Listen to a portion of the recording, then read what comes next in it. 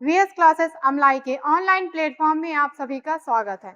Mission constable 2026 में आप सभी का फिर से मैं स्वागत करती हूं, जहां हम आप लोगों को क्या दे रहे हैं, कांस्टेबल के बैच का पूरा सिलेबस जो है फ्री ऑफ कॉस्ट, आपको कंप्लीट सिलेबस हम यहाँ पर दे रहे हैं यूट्यूब पर फ्री ऑफ कॉस्ट हमारे यूट्यूब चैनल पे। ठीक है, तो जो भी 4 से 5 महीने के जो ड्यूरेशन होने वाला है उसमें एमपी कांस्टेबल का एग्जाम होने वाला है, उसको लेकर के ये सारी चीजें हैं। और एमपी कांस्टेबल चाहे ईएसबी हो, आपका कर्मचारी चयन मंडल, उसकी तरफ से जो भी अपडेटेड चीजें आ रही हैं निकल के, उसके सिलेबस को लेकर के, एग्जाम पैटर्न को लेकर के, तो उससे भी रिलेटेड वीडियो जो है आपको हमारे यूट्यूब चैनल पे मिल जाएगा। आप जाकर के उसके अपडेट्स को भी चेक कर सकते हैं। ठीक है, क्योंकि हम जो भी चीज़ें पढ़ रहे हैं उसके बारे में कोई चीज़ नहीं आ रही है तो हमें पता होना बहुत ज़्यादा ज़रूरी है। तो उससे रिलेटेड अपडेट जो है वीडियो हमारा अपलोड है, आप उसे ज़रूर देखिएगा। कहीं पे आपको कोई कन्फ्यूज़न ना होना चाहिए, कहीं पे आपका सिलेबस कैसा चेंज हो रहा है, नहीं हो रहा है, आपको जो भी डाउट है आपके क्लियर होना चाहिए, उसी के अकॉर्डिंग क्योंकि आपको अपनी पढ़ाई करनी है।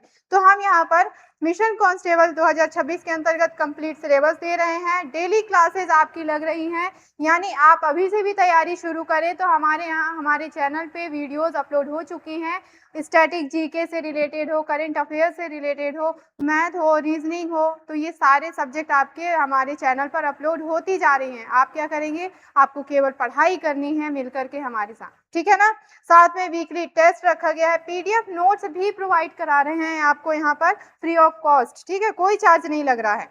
मॉक टेस्ट है, डाउट सेशन है, रिकॉर्डेड बैकअप यानी यूट्यूब पे चैनल में अपलोड हो रही है, डिलीट नहीं होगा, रिकॉर्डेड बैकअप मिलेगा, आप बार बार देख करके रिवाइज कर सकते हो। यानी अब की बारी वर्दी हमारी, ये लक्ष्य हमने आपके लिए तय किया है, इसको केवल आपको अपने ऊपर लाना है, आपके लिए उसके लिए आपको तैयारी करनी है, मेहनत करनी है। ठीक है ना, इतनी सारी चीजें हैं। पीडीएफ नोट्स के लिए आपको क्या करना है, यहाँ पर टेलीग्राम का क्यूआर दिखाई दे रहा है, इसके माध्यम से आपको हमसे संपर्क करना है। इंस्टा में अगर आप जाते हैं तो जो भी करंट इश्यूज वगैरह चल रहे हैं, जो भी आपके आसपास घटनाएं हो रही हैं महत्वपूर्ण, जो आपके एग्जाम से रिलेटेड है, पूछे जा सकते हैं। ठीक है, उससे रिलेटेड शॉर्ट्स वीडियोस आपको मिल जाएंगे इंस्टा पे जाने पे। ठीक, ऑनलाइन क्लासेस के लिए तो आप ये सारी चीजें कर सकते हैं। ऑफलाइन क्लासेस से भी हमारे आप जुड़ना चाहते हैं तो ये हमारी संस्था का इंस्टीट्यूट का कॉन्टेक्ट नंबर है, इसमें आप आकर के हमसे कॉन्टेक्ट कर सकते हैं। अब हम आते हैं अपनी आज की क्लास में, जो हम पढ़ने वाले हैं, देखने वाले हैं। ठीक है,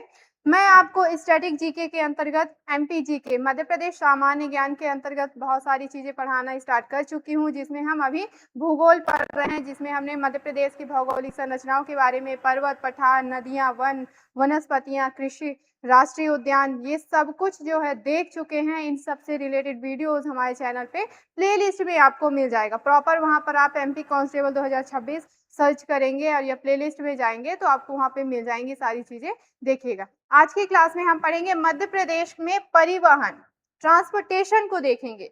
तो सबसे पहले हम समझते हैं परिवहन है क्या, क्या चीजें इसमें हम पढ़ने वाले हैं। तो देखिए, परिवहन में हम क्या होते हैं, सीधा से अगर एक लाइन में समझे तो एक स्थान से दूसरे स्थान जाने के लिए या चीजों को ले जाने के लिए जिन माध्यमों का हम प्रयोग करते हैं उसे ही परिवहन कहते हैं। ठीक है, वाहन को छोड़ दीजिए, हम किस माध्यम से या किस रास्ते से होकर के निकलते हैं उसे हम परिवहन मार्ग कहते हैं। ठीक है ना, जैसे हम सड़कों के माध्यम से परिवहन करते हैं, रेल के माध्यम से परिवहन करते हैं और हवाई परिवहन भी करते हैं। यही तीन माध्यम है जो आपको सभी जगह परिवहन का माध्यम मिलेगा। ठीक है, तो हम यहाँ सभी को समझेंगे, सड़क का क्या प्रावधान है, कैसी व्यवस्थाएं है हमारे यहाँ पर, कहाँ से कहाँ आपको नेशनल हाईवेज मिलेंगे, स्टेट हाईवेज कितनी है, ये सब कुछ देखेंगे। वहीं हम रेल के बारे में, कहाँ से कहाँ आपकी रेल लाइन, कौन सी महत्वपूर्ण रेल लाइन बिछाई गई है, कहाँ से कहाँ कौन सी महत्वपूर्ण एक्सप्रेस या ट्रेन चल रही है।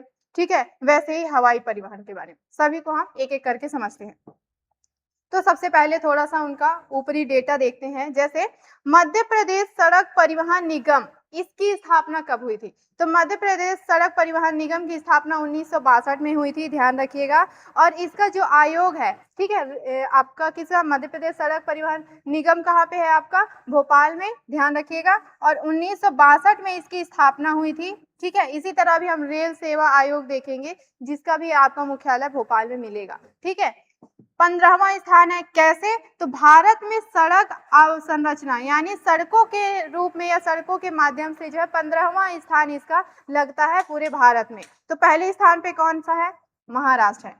यानी सर्वाधिक सड़कें कहाँ पाई जाती हैं? अगर इस दृष्टि से हम देखें तो मध्य प्रदेश का 15वां स्थान है पूरे भारत में और प्रथम स्थान पर महाराष्ट्र में है। महाराष्ट्र में सबसे ज्यादा सड़कें या सड़क परिवहन व्यवस्था पाई जाती है। ठीक है, आगे बढ़े।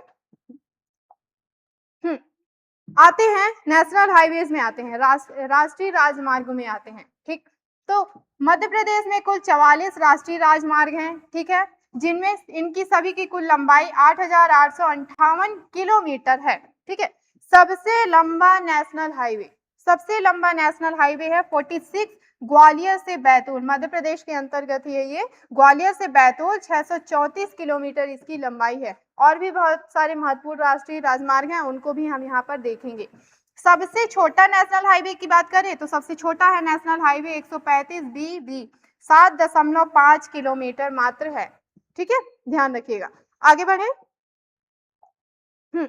अब यहाँ पर जो प्रमुख राष्ट्रीय राजमार्ग हैं उनको हम देख लेते हैं। तो देखिए, वैसे तो पूरी 44 हैं, लेकिन जो महत्वपूर्ण हैं उनको हम यहाँ पर देखने वाले हैं, पढ़ने वाले हैं। ठीक है, इसमें सबसे अच्छी चीज क्या है कि आप कैसे याद करेंगे, कैसे समझेंगे कौन सा राष्ट्रीय मार्ग कहाँ से गुजर रहा है। 44 है, पूरे याद करना मुश्किल होगा। तो जो महत्वपूर्ण है उनको हम यहाँ पर देख लेते हैं। यहाँ मैंने लिखा है कि सम संख्या वाले राष्ट्रीय राजमार्ग, इसका क्या मतलब हुआ? जो भी राष्ट्रीय मार्ग जिनका नंबर, सभी को नंबर अलॉट है, तो जिनका भी नंबर जो है इवन नंबर है, यानी सम संख्या है, तो वो जो है मध्य प्रदेश में उत्तर से दक्षिण की ओर बनाई गई हैं। ठीक है, वो सड़कें, ये आपके लिए बहुत अच्छी चीज है कि इस तरह से व्यवस्था बनाई गई है, इस तरह से नेशनल हाईवेज को, नेशनल हाईवेज हो आपके उनको, या फिर स्टेट हाईवेज है उनको, इस तरह से बनाए गए कि आपको जो है उनके नाम याद हो, कहाँ से कहाँ वो जा रहे हैं, मैप में आपका दिमाग में मैप बन जाए कि वो कहाँ से कहाँ जा रही हैं। ठीक है, वो सड़कें, तो जितनी सम संख्याओं की सड़कें यहाँ पर आप देख रहे हैं, नेशनल हाईवेज देख रहे हैं, वो उत्तर से दक्षिण मध्य प्रदेश में सम संख्या वाले लिख रही हूं यहाँ पे। सम जो है नेशनल हाईवे सम नंबर वाले, वो कहां से कहां, उत्तर से दक्षिण की ओर बनाई गई हैं। वहीं अगर विषम संख्या वालों की बात करें, विषम संख्या नेशनल हाईवे जो है वो पश्चिम से पूर्व की ओर, पश्चिम से पूर्व की ओर बनाई गई हैं। ठीक है, इससे क्लियर हो गया। अगर आपको कोई नंबर मिलता है, आपको नहीं भी याद आ रहा है, तो थोड़ा सा आपको इंडिकेशन ये कि आपको क्या है, उत्तर दक्षिण देखना है, पश्चिम पूर्व देखना है। और कैसे देखना है, नंबर्स को देखना है कि वो संख्या जो है सम है या विषम है। सम है तो आपका उत्तर से दक्षिण, ठीक है, उत्तर से दक्षिण, ऊपर से नीचे की ओर, और विषम है तो पश्चिम से पूर्व की ओर। इस तरह से आड़ी आड़ी आपको ये सड़कें जो है मिल जाएंगी। ठीक है, चलिए आते हैं हमारे जो सम संख्या वाले राष्ट्रीय राजमार्ग है प्रमुख, उनके बारे में। जैसे सितारगंज से इब्राहिमपट्टनम, ठीक है, अब ये कहां से कहां तक है? तो देखिए, ये आपका उत्तराखंड, उत्तराखंड से, सॉरी, एक आंध्र प्रदेश। ठीक है, उत्तराखंड खंड से आंध्र प्रदेश, इब्राहिमपट्टनम है आंध्र प्रदेश में। ठीक है, ये आपकी सड़कें बनाई गई हैं। नेशनल हाईवे 30 सितारगंज से इब्राहिमपट्टनम यानी उत्तराखंड से आंध्र प्रदेश की ओर बनाई गई है। मध्य प्रदेश में रीवा, जबलपुर, मंडला यहाँ से होकर के गुजरती है। इन सभी को थोड़ा सा हम मैप के साथ भी समझेंगे, पहले नाम को देख लीजिए। नेशनल हाईवे 34 की बात करें, गंगोत्री धाम से, गंगोत्री कहाँ से निकली है? उत्तराखंड से। ठीक है, उत्तराखंड, तो गंगोत्री धाम से लखनादौना, लखनादौना कहाँ है? मध्य प्रदेश में, मध्य प्रदेश में। ठीक है, तो उत्तराखंड से मध्य प्रदेश की बनाई गई सड़क है ये नेशनल हाईवे 34। मध्य प्रदेश में छतरपुर, हीरापुर, दमोह, जबलपुर, लखनादौना आदि ये यहाँ से होकर के गुजरती है। वहीं नेशनल हाईवे 44 की बात करें तो यह श्रीनगर, श्रीनगर कहाँ? JNK यानी जम्मू कश्मीर से, जम्मू कश्मीर से कन्याकुमारी यानी तमिलनाडु, तमिलनाडु की ओर बनाई गई है। ठीक है, मध्य प्रदेश में ग्वालियर, सागर, लखनऊ, सिवनी इन जिलों से होकर के ये गुजरती है। वहीं नेशनल हाईवे 46 मध्य प्रदेश का सबसे लंबा नेशनल हाईवे है ये। ठीक है, ग्वालियर से बैतूल यानी उत्तर से दक्षिण, ग्वालियर से बैतूल तक बनाया गया है 634, मध्य प्रदेश का सबसे लंबा राष्ट्रीय राजमार्ग है ये। मुख्य शहरें कौन कौन सी है जहाँ से गुजरती है? तो ग्वालियर, शिवपुरी, गुना, ब्यावरा, भोपाल, आबेदुल्लागंज, होशंगाबाद, बैतूल आदि। ये प्रमुख जिले हैं जहां से नेशनल हाईवे 46 गुजरता है। ठीक है, लास्ट है आपका नेशनल हाईवे 52 जो महत्वपूर्ण राष्ट्रीय राजमार्ग है उनमें से 52। ये संगरूर से अंकोला, कहाँ से कहाँ है आपका, देखिए अगर देखिए उसमें तो आपका राजगढ़ हो गया, ब्यावरा हो गया, देवास हो गया, इंदौर हो गया, सेंधवा हो गया। ठीक है, कहाँ से कहाँ, पंजाब से कर्नाटक, ध्यान रखिए पंजाब से कर्नाटक तक बनाई गई ये सड़क है। मध्य प्रदेश में राजगढ़, ब्यावरा, देवास, इंदौर, सेंधवा इन क्षेत्रों से होकर के ये सड़क गुजरती है। अगर इन सभी को थोड़ा सा हम मैप के साथ देख लें, ठीक है, एक मिनट आपको मैप के साथ भी चीजें समझाती हूँ तो बहुत अच्छे से क्लियर हो जाएगा। ठीक है, ये दिखाई दे रहा है आपको, एक मिनट।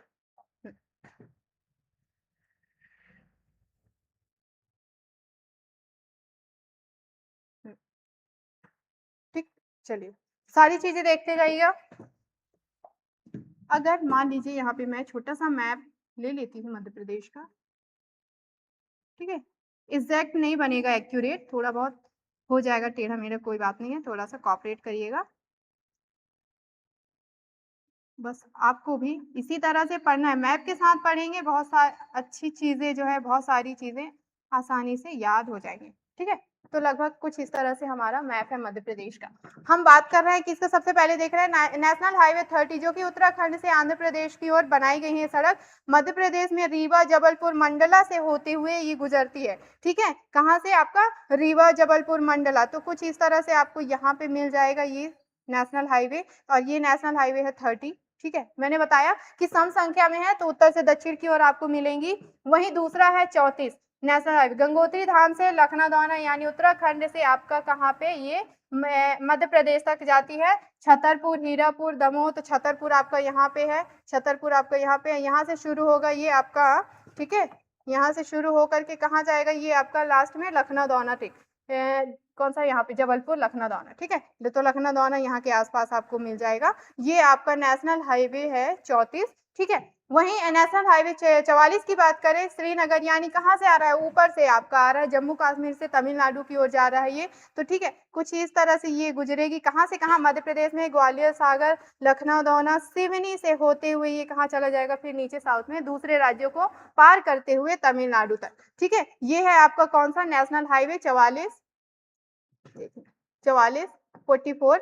ठीक, एक मिनट, हाँ, फिर है आपका अगला 46 जो मध्य प्रदेश का सबसे लंबा नेशनल हाईवे है, राष्ट्रीय राजमार्ग है। ठीक है, 634 किलोमीटर।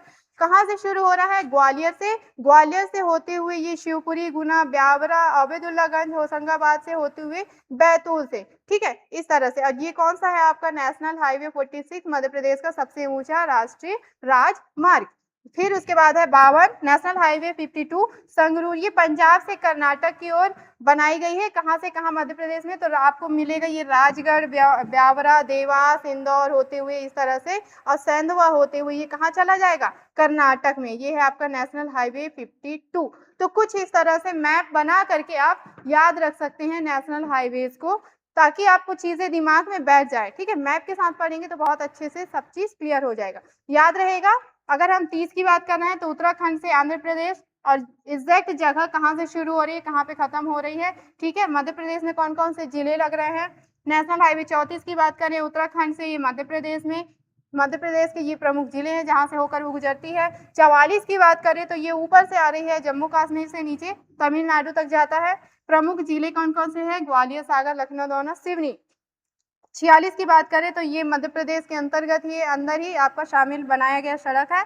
और फिर ग्वालियर से बैतूल तक है 634 किलोमीटर, ये प्रमुख शहर हैं। 52 की बात करें तो पंजाब से कर्नाटक बनाया गया है ये इसे, और मध्य प्रदेश की ये प्रमुख शहर और जिले हैं जहां से होकर के वो गुजरती है। ठीक है, चलिए आगे बढ़े। अब ये हो गया हमारा सम संख्या वाले राष्ट्रीय राजमार्गों के बारे में। वहीं हम बात करें विषम संख्या वाले राष्ट्रीय राजमार्ग, इन्हें भी हम थोड़ा सा मैप के साथ पढ़ेंगे तो बहुत अच्छे से चीजें याद हो जाएंगी। ठीक है, थोड़ा छोटा कर लेते हैं, जगह बनाते हैं मैप के लिए।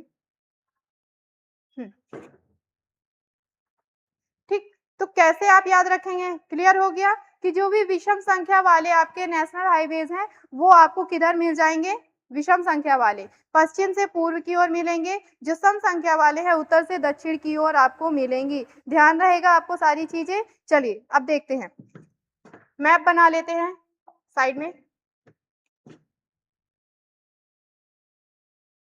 आप भी इस तरह से रफली बना सकते हैं साथ में, या आपको नोट मिल जाएगा, ठीक है ना, नोट्स आपको मिल जाएगा पीडीएफ के रूप में, उसमें भी आप पढ़ सकते हैं।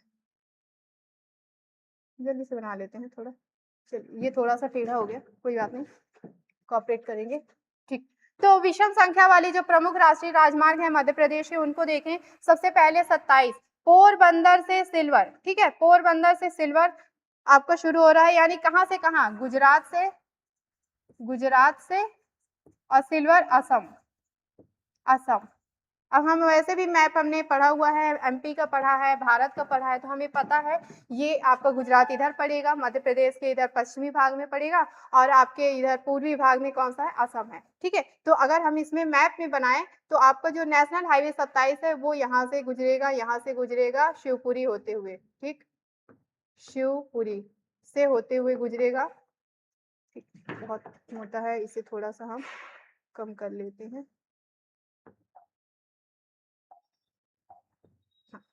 ठीक है, तो ये कौन सा है, हमारा नेशनल हाईवे 27 है, ठीक है, याद रहेगा, मध्य प्रदेश में शिवपुरी से होके गुजरेगा। दूसरा नेशनल हाईवे है 3939 झांसी से रांची, ठीक है, झांसी कहां से आपका, उत्तर प्रदेश, उत्तर प्रदेश से झारखंड, झारखंड। अगर मध्य प्रदेश में हम बात करें तो कौन कौन से जिलों से होते हुए, छतरपुर, पन्ना, सतना, रीवा, सीधी, सिंगरौली होते हुए ये गुजरेगा आपका। कहाँ से शुरू होगा, देखिए छतरपुर से शुरू होगा कुछ, और सीधी सिंगरौली होते हुए ये चला जाएगा आपका कहाँ, झारखंड, झारखंड। और ये है आपका नेशनल हाईवे 39 याद रहेगा।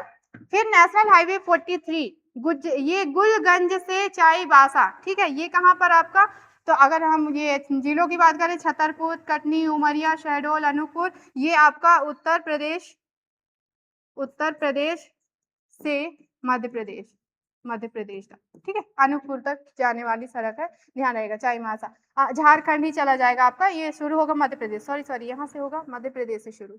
एक मिनट एक मिनट एक मिनट एक मिनट, ये जो आपका है नेशनल हाईवे 43, ये मध्य प्रदेश से तो शुरू होगा और जाएगा झारखंड तक, सेम हो जाएगा। जो आपका 39 है वो यूपी से झारखंड, और आपका जो ये वाला है आपका नेशनल हाईवे 43, ये मध्य प्रदेश से झारखंड, मध्य प्रदेश से झारखंड शुरू होगा, वहीं आपके छतरपुर, कटनी, उमरिया, शहडोल, अनूपपुर होते हुए, ठीक है, यहाँ से आपका शुरू होगा, ये कटनी से होते हुए आपका उमरिया, शहडोल और अनूपपुर होते हुए कहाँ चला जाएगा, झारखंड में। और ये है आपका नेशनल हाईवे 39 हो गया, ये हो गया 43 के बाद आपका 45 विषम संख्या लेंगे, ओबेदुल्लागंज से बिलासपुर, यूपी से सीजी, छत्तीसगढ़, ठीक है, उत्तर प्रदेश से छत्तीसगढ़ की ओर ये जाने वाली सड़क है। और मध्य प्रदेश में कहा, ओबेदुल्लागंज से शुरू होता है, ये ध्यान रखिएगा, ओबेदुल्लागंज से ये शुरू होता है, बरेली, तेंदुखेड़ा, जबलपुर, शाहपुरा ऐसे होते हुए डिंडौरी से गुजरते हुए जो है ये छत्तीसगढ़ में चला जाता है, छत्तीसगढ़ में ये चला जाता है, ध्यान रहेगा, ठीक है। कहाँ से शुरू हो रहा है, ओबेदुल्लागंज से, और डिंडौरी से होते हुए ये छत्तीसगढ़ में चला जाता है। 45 नेशनल हाईवे 45 ये हो गया, ठीक है। उसके बाद है आपका बामन बौरे से नागपुर, ठीक है, ये कहां से कहां आपको मिलेगा, तो मध्य प्रदेश में झाबुआ धार। अच्छा, मध्य प्रदेश में कौन कौन से जिले, तो ओबेदुल्लागंज, किसके लिए बात कर रहे हैं, 45 नेशनल हाईवे 45 मध्य प्रदेश में ओबेदुल्लागंज, बरेली, तेंदुखेड़ा, जबलपुर, शाहपुरा, डिंडौरी होते हुए कहाँ चला जाएगा, छत्तीसगढ़ में, ठीक है। वहीं हम नेशनल हाईवे 47 की बात करें तो बामन बौरे से नागपुर, ये आपका कहाँ है, गुजरात, गुजरात, गुजरात से महाराष्ट्र, ध्यान रहेगा। तो झाबुआ, धार, इंदौर, हरदा, बैतूल होते हुए ये आपका कहाँ, महाराष्ट्र में चला जाता है, झाबुआ से शुरू होता है और बैतूल से होते हुए चला जाता है महाराष्ट्र में। ये है नेशनल हाईवे आपका 47। तो आपको मैप क्लियर हो रहा है, हम देख रहे हैं, हमने पुराना वाला जब इमेज देखा था, आप देख पा रहे हैं जो इवन नंबर वाले, जो सम संख्या वाले राष्ट्रीय राजमार्ग हैं उत्तर से दक्षिण की ओर बनाई गई हैं ताकि आपको चीजें क्लियर रहे। वहीं विषम संख्या के जो राष्ट्रीय राजमार्ग हैं उनको इस तरह से कुछ उत्तर से पश्चिम से पूर्व की ओर बनाई गई हैं। ठीक है, तो आप इस तरह से इनको याद रखेंगे। और जो नेशनल हाईवे 47 है झाबुआ, धार, इंदौर, हरदा, बैतूल, इन प्रमुख जिलों से होकर के गुजरती है। ठीक, चलिए ये प्रमुख आपके राष्ट्रीय राजमार्ग हो गए। अच्छा, थोड़ा सा यहाँ पे एक और डेटा हम ले लेते हैं, कौन सा, जैसे अलग से ले लेते हैं कि मध्य प्रदेश में सड़कें कहाँ पे सबसे ज्यादा है। ठीक, इस डेटा को भी हम यहाँ पर लिख लेते हैं। जैसे अगर सर्वाधिक सड़क वाला जिला की बात करें, सर्वाधिक सड़क वाला जिला, तो पूरे मध्य प्रदेश में सर्वाधिक सड़क वाला जिला है सीधी।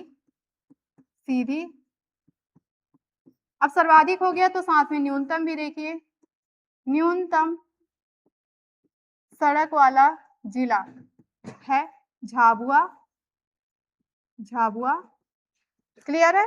ठीक है, अब घनत्व के रूप में भी देख लेते हैं। ये तो नॉर्मल संख्यात्मक हो गई कि संख्या में सर्वाधिक सड़क वाला जिला सीधी है, न्यूनतम है झाबुआ। अगर सड़क घनत्व की बात करें तो सर्वाधिक सड़क घनत्व वाला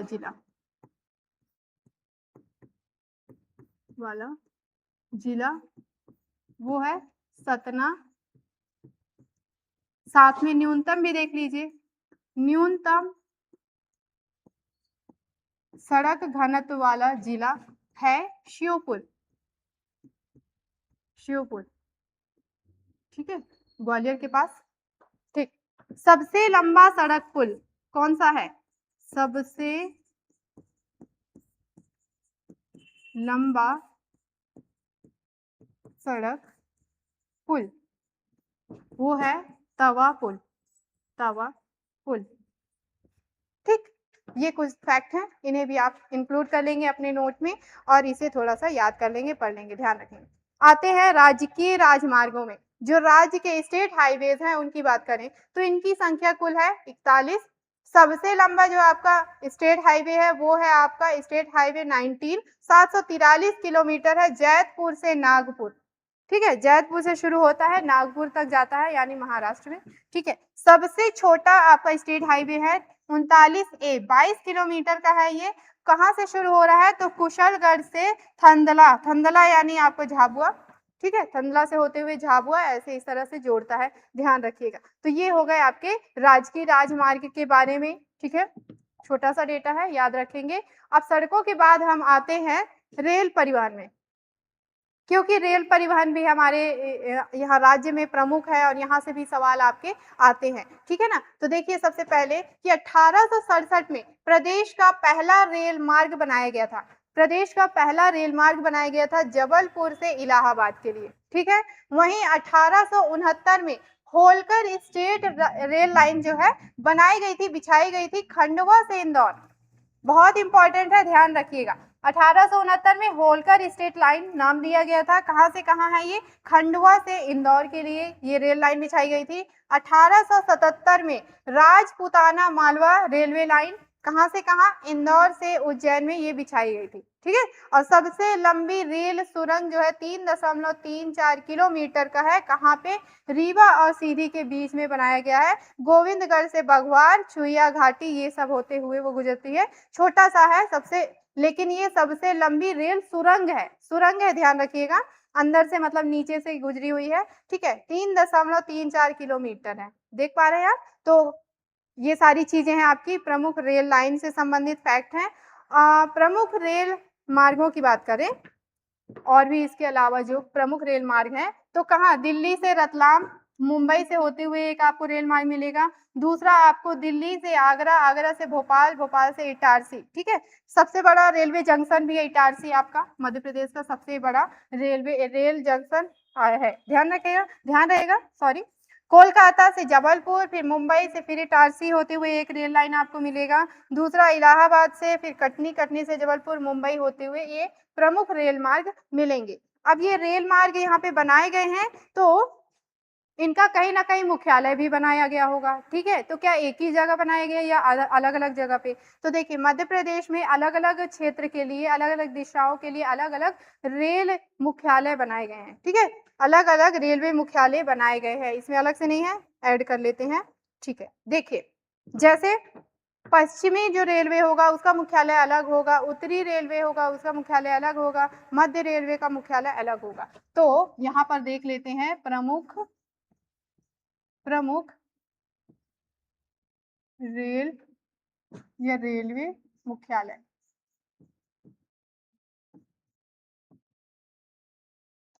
ठीक है, सबसे पहले देखते हैं मध्य प्रदेश का मध्य रेल मुख्यालय।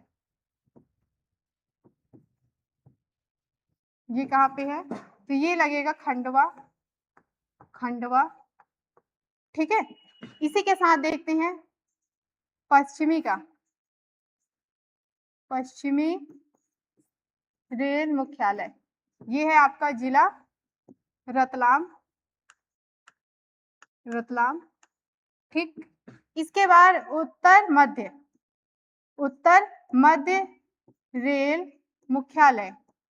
ये है आपका उत्तर में क्या? ग्वालियर, ग्वालियर। ये पूछे जाएंगे आपके सवाल में, ठीक है। अगर यहाँ से सवाल बनता है तो ये मुख्यालय भी पूछे जा सकते हैं, आप इन्हें भी थोड़ा सा ध्यान रखेंगे, एक दो बार पढ़ लेंगे, याद हो जाएगा, छोटी छोटी चीजें हैं। जैसे आप दिशा की बात करें तो मध्य में आपको खंडवा मिल जाएगा, पश्चिमी में रतलाम जिला है सबसे किनारे आपका, उत्तर मध्य रेलवे की बात करेंगे तो उत्तर में आपका क्या है? ग्वालियर है, ठीक है। वैसे ही आपका पश्चिम मध्य रेल मुख्यालय, इसका मुख्यालय है जबलपुर,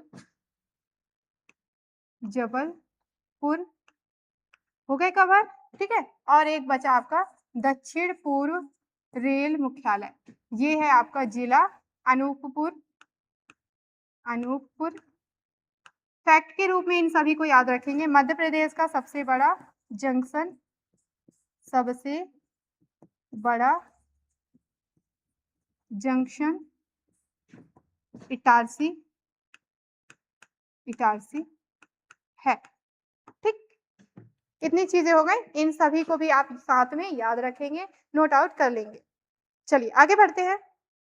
हाँ, महत्वपूर्ण जो रेलवे स्टेशन है इनके बारे में समझिए। कई बार इनके बारे में पूछा गया है सवाल, डायरेक्ट यहाँ से पूछा गया है और इनसे रिलेटेड हर फैक्ट जो है जरूरी है। कैसे? सबसे पहले आता है कमलापति, जो रानी कमलापति स्टेशन। सबसे पहली बात तो ये एकमात्र जो है आपका कैसा, ये सबसे पहला निजी आपका रेलवे स्टेशन है, ठीक है ना। पहला निजी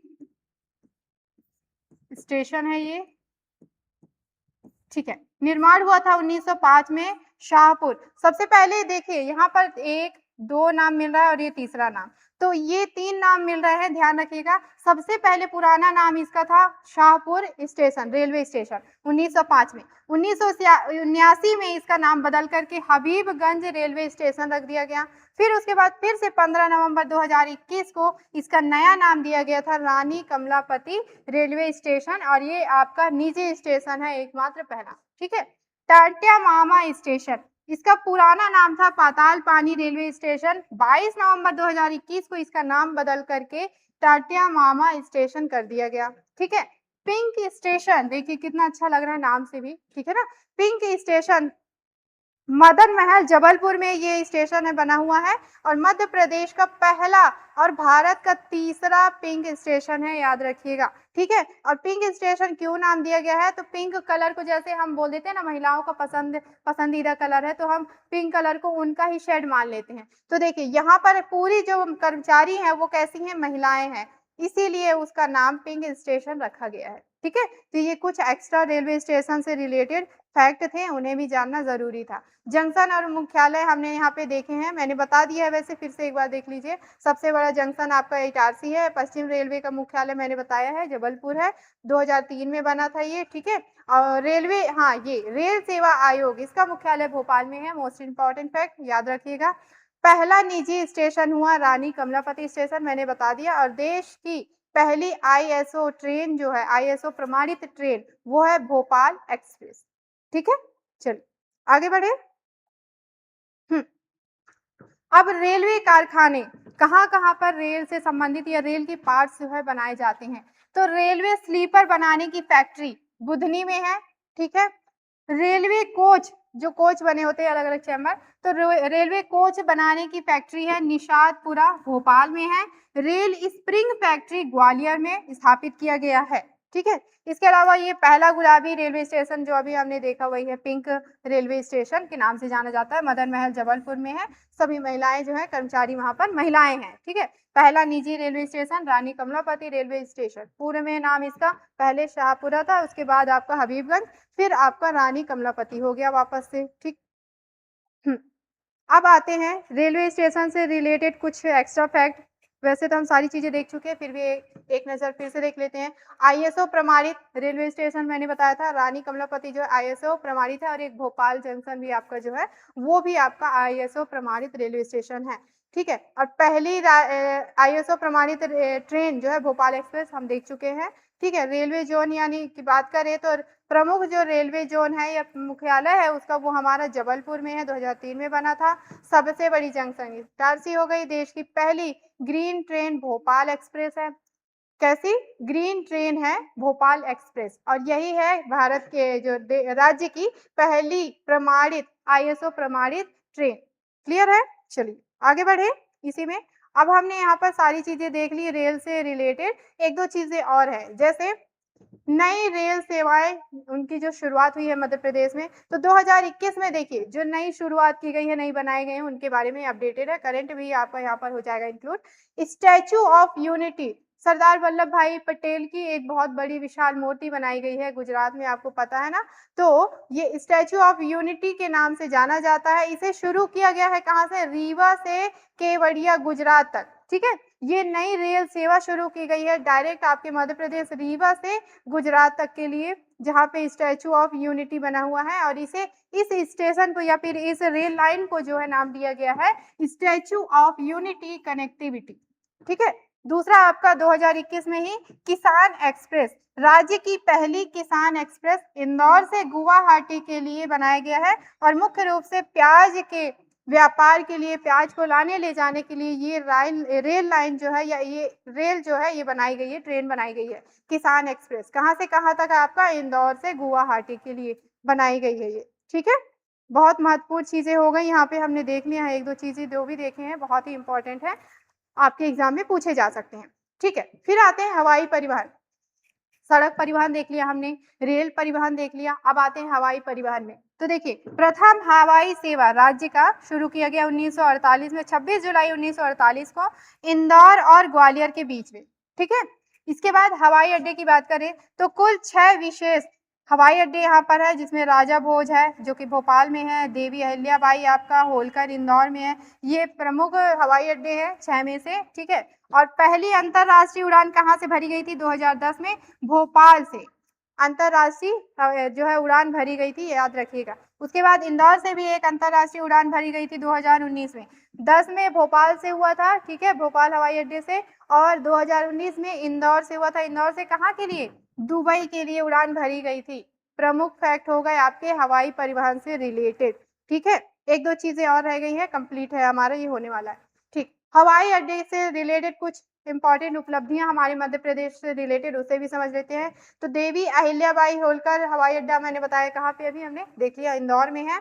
हाँ ये इंपॉर्टेंट है, होम डिलीवरी सेवा देने वाला हवाई अड्डा भी है, ठीक है, जहां से होम डिलीवरी भी कराई जाती है। जून 2019 में इसे बनाया गया था, ठीक है। कौन सा वाला है आपका? तो पहला हवाई अड्डा बना है होम डिलीवरी वाला, यही आपका देवी अहिल्याबाई होलकर जो कि इंदौर में है, ये होम डिलीवरी करने वाला है। और कब बना है, कब से ये लागू है होम डिलीवरी सेवा यहाँ पे? 2019, जून 2019 में, ठीक है। और पूरी तरह से सौर ऊर्जा संचालित होने वाला हवाई अड्डा भी है, याद रखिएगा। पूरी तरह से सोलर पावर से यह जनरेट होता है, ऑपरेट होता है ये आपका अहिल्याबाई हवाई अड्डा, कहाँ? इंदौर का, ठीक है।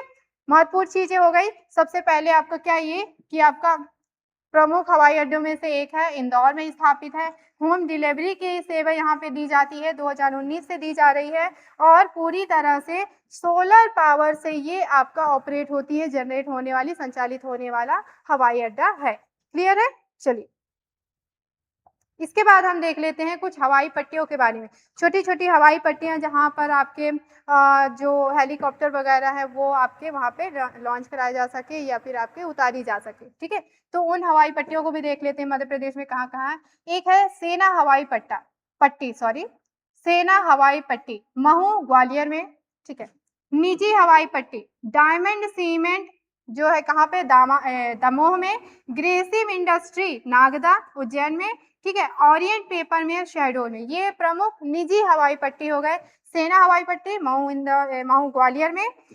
नेशनल पार्क में स्थित हवाई पट्टी कौन सी है? तो देखिए कान्हा नेशनल पार्क में बांधवगढ़ में ये हवाई पट्टी स्थापित करने की बात की जा रही है, अभी प्रस्तावित है। वहीं मध्य प्रदेश विद्युत निगम की बात करें तो इसके लिए जो व्यक्तिगत हवाई पट्टी बनाई गई है सारिणी में है, ठीक है? तो ये हो गए मध्य प्रदेश के प्रमुख हवाई पट्टी जहाँ पे हेलीकॉप्टर वगैरह उतारने की सुविधा है वहाँ पे, ठीक है? लास्ट में सारी चीज़ें जब कंप्लीट हो जाती हैं तो कुछ-कुछ चीज़ें हैं आप फैक्ट के रूप में वापस देख लीजिए। जैसे मध्य प्रदेश में सड़क, रेल और हवाई परिवहन इन सभी का एक सुदृढ़ और निरंतर विकसित होता नेटवर्क आपको मिलेगा, ठीक है? आधुनिकीकरण और नई परियोजनाएँ जैसे आईएसओ प्रमाण हो गया, सौर ऊर्जा से संबंधित हमने अभी देखा कि सौर ऊर्जा से संचालित हो रही है हवाई अड्डा, ठीक है? नई राजमार्ग बनाए गए हैं, राज्य की कनेक्टिविटी को और भी ऊँचाइयों तक ले जाने की पहल की जा रही है, सारी चीज़ें शुरू की जा रही है। तो ये सभी जो भी हमने अब तक देखा, वो आपके आने वाले एमपी कांस्टेबल इसके अलावा जो भी आपके वन डे एग्ज़ाम है, प्रतियोगी परीक्षाएँ हैं, उन सभी के दृष्टि से इम्पोर्टेंट है, महत्वपूर्ण है और सभी के एग्ज़ाम में आपके पूछे जा सकते हैं, ठीक है? तो इन सभी को आप प्रॉपर पढ़िएगा हमारे साथ में, जो भी चीज़ें मैंने पढ़ाई है उसको आप रिवाइज़ करिएगा, बार-बार पढ़िएगा, ठीक है? लास्ट में हम यही बोलेंगे कि हाँ, एक चीज़ और है, जैसे हम ये क्लासेस आपको फ्री ऑफ कॉस्ट दे रहे हैं, आपको पसंद आ रही हैं, तो हमें थोड़ा-सा सपोर्ट करिए। सपोर्ट कैसे करेंगे आप? क्लासेस आपको अच्छी लग रही है तो आप अपने दोस्तों के साथ शेयर करिए इसे, सब्सक्राइब करवाइए, चैनल को लाइक करिए, कमेंट ज़रूर करिए, अपने विचार बताइए कि आपको क्लासेस कैसी लग रही हैं। कोई और आपको टॉपिक, कोई और विषय जिस पर आपको डाउट हो रहा है और आप चाहते हैं उस पे वीडियो बनाया जाए, तो उसके लिए भी आप क्या करिए, कमेंट करिए। चलिए मिलते हैं फिर नेक्स्ट वीडियो में। Take care.